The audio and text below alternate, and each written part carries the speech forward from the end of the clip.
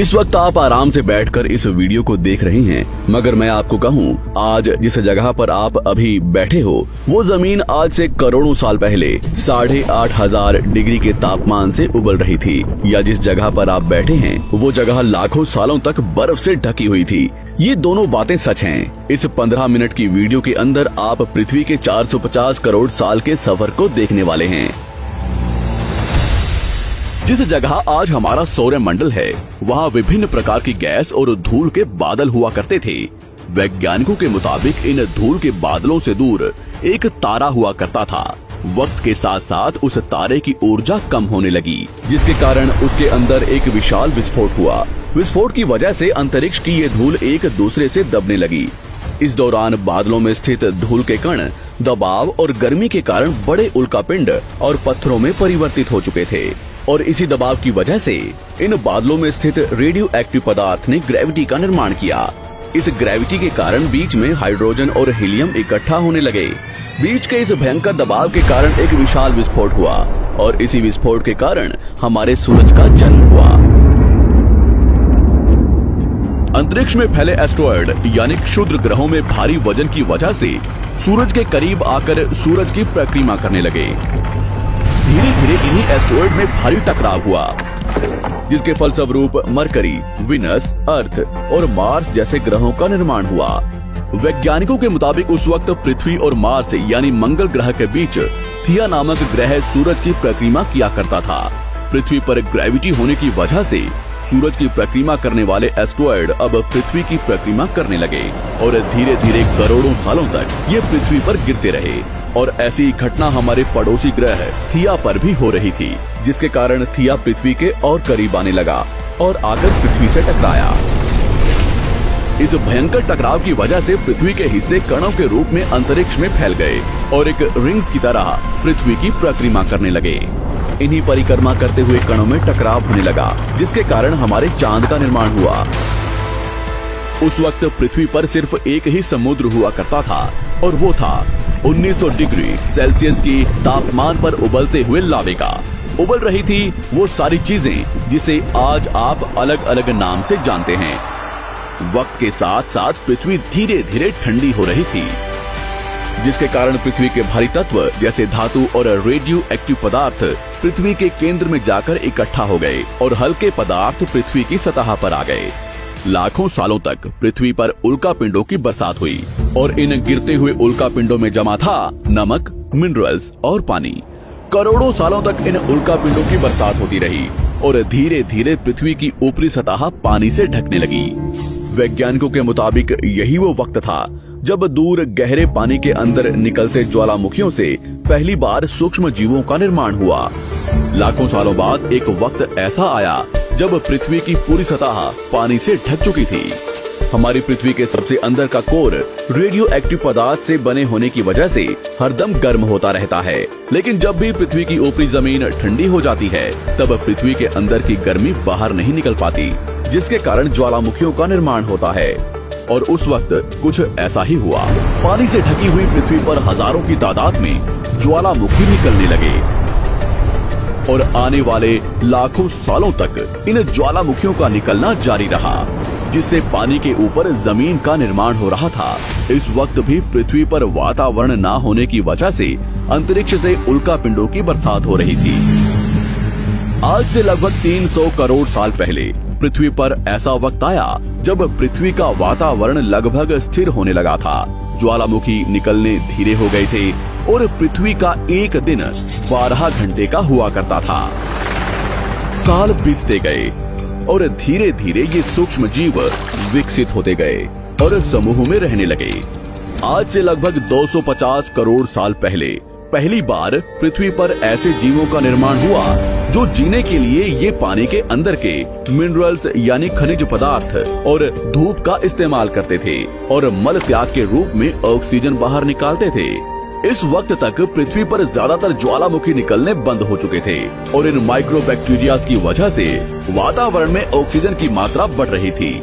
वातावरण में ऑक्सीजन बढ़ने की वजह से पृथ्वी का वायुमंडल बनना शुरू हुआ, और आने वाले हजारों सालों तक वातावरण में ऑक्सीजन की मात्रा बढ़ती रही। जिसकी वजह से पृथ्वी के ज्यादातर हिस्सों में ये सूक्ष्म जीव फैल गए। हजारों सालों बाद एक वक्त ऐसा आया जब पृथ्वी में ज्यादा ऑक्सीजन बढ़ने के कारण ये सूक्ष्म जीव मरने शुरू हो गए। उस वक्त तक पृथ्वी का वातावरण ठंडा होने के साथ साथ ऑक्सीजन से भी भर चुका था, जिसके कारण जमीन और वातावरण में स्थित आयरन यानी लोहे के मिनरल्स पानी में स्थित ऑक्सीजन से रिएक्ट होने लगे। और एक वक्त ऐसा आया जब पृथ्वी की जमीन आज के मार्स के जैसे लाल हो चुकी थी। वक्त बीतने के साथ साथ धरती की टेक्टोनिक प्लेट्स में दरार होने लगी, जिसके कारण पृथ्वी के अंदर का लावा जमीन की तरह कई लाखों सालों तक खुला उबलता रहा। और यही वो कारण था जिसके कारण पृथ्वी के वातावरण में कार्बन डाइऑक्साइड की मात्रा बहुत बढ़ गई और पृथ्वी पर एसिड की वर्षा शुरू हो गई। एसिड रेन की वजह से पृथ्वी का तापमान घटने लगा और तापमान इतना घटा कि पृथ्वी के ऊपर स्थित पानी बर्फ में परिवर्तित होने लगा। पृथ्वी पर पहली बार भयंकर आइस एज आया। इस वक्त पूरी पृथ्वी सफेद बर्फ से ढक चुकी थी। आमतौर पर जब धरती पर सूरज की किरणें गिरती हैं, तब जमीन उन किरणों को सोख लेती है, मगर क्योंकि पूरी पृथ्वी बर्फ से ढक चुकी थी और क्योंकि बर्फ सफेद और चमकीली होती है, जिसके कारण सूरज की किरणें धरती पर गिरने के बाद वापस चली जाती थी। इसी कारण से पृथ्वी कई लाखों सालों तक बर्फ से ढकी रही, मगर फिर से पृथ्वी के अंदर स्थित गर्मी ज्वालामुखी के रूप में निकलना शुरू हो गई और इन ज्वालामुखियों से निकलने वाली गर्मी ने बर्फ को पिघलाना शुरू कर दिया। इसी बीच पृथ्वी की गहराई में बचे कुछ सूक्ष्म जीव धीरे धीरे बदल रहे थे और अब वो ऑक्सीजन को अपने शरीर को बड़ा और जटिल बनाने के लिए इस्तेमाल करने लगे थे। इस बीच पानी में अलग से भी छोटे समुद्री पौधे निकलने शुरू हो चुके थे। बाहर जैसे जैसे ज्वालामुखी निकल रहे थे, वैसे वैसे वातावरण कार्बन डाइऑक्साइड की वजह से गर्म हो रहा था।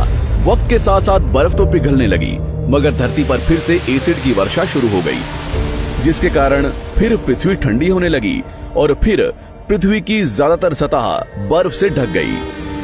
ऐसा बार बार कई हजारों सालों तक होता रहा और इसी कारण से अब समुद्री जीव धीरे धीरे वातावरण के हिसाब से विकसित हो रहे थे। इस बीच कई सारे जीव और समुद्री जंगल्स विलुप्त हो गए, मगर जो बच गए वो धीरे धीरे पृथ्वी के बदलते तापमान के हिसाब से ढलते गए और अब हजारों सालों बाद समुद्री पेड़ बर्फ की वजह से पूरी तरह से मरते या सूखते नहीं थे। अब सूक्ष्म जीव समुद्री जीव बन चुके थे। जब फिर से ज्वालामुखियों ने पृथ्वी की बर्फ को पिघलाना शुरू किया, तब ये समुद्री पेड़ जल्दी विकसित होकर फैल गए। धीरे धीरे वातावरण में ऑक्सीजन की मात्रा बढ़ने लगी और पृथ्वी पर होने वाली एसिड की वर्षा कम होने लगी। वातावरण में ऑक्सीजन आने की वजह से पृथ्वी की ओजोन लेयर्स मोटी होने लगी और आज से लगभग 47 करोड़ साल पहले पृथ्वी की ऊपरी सतह पर पहली बार मोसोस नामक प्लांट उगना शुरू हुआ। वक्त के साथ साथ जमीन पर अलग अलग प्रकार के पौधे और पेड़ उगना शुरू हुए। एक वक्त ऐसा आया जब जमीन के पेड़ों की लंबाई लगभग 80 से 100 फीट जितनी या आज के 5 से 6 मंजिला बिल्डिंग जितनी ऊंची हो चुकी थी। ये वो वक्त था जब समुद्री जानवर समुद्र से बाहर निकल रहे थे और जमीनी जानवरों में परिवर्तित हो रहे थे। धरती की ज्यादातर जमीन एक जगह इकट्ठी हो चुकी थी, जिसे आज हम पैंजिया महाद्वीप के नाम से जानते हैं। पृथ्वी का वातावरण और तापमान लगभग स्थिर हो चुका था और अब करीब 21 से 23 घंटे का दिन हुआ करता था। अब समुद्री जीव पानी से बाहर रहने लगे थे और वातावरण के हिसाब से उनके शरीर का रंग रूप बदल रहा था। धीरे धीरे ये जमीनी जानवर डायनासोर्स में परिवर्तित हो गए। जिन डायनासोर्स ने पेड़ पौधे खाने शुरू कर दिए, उनका शरीर लंबा और विशाल रूप से विकसित होने लगा। कुछ डायनासोर्स शिकार किया करते थे, जिसके कारण वे छोटे और तेज होते चले गए।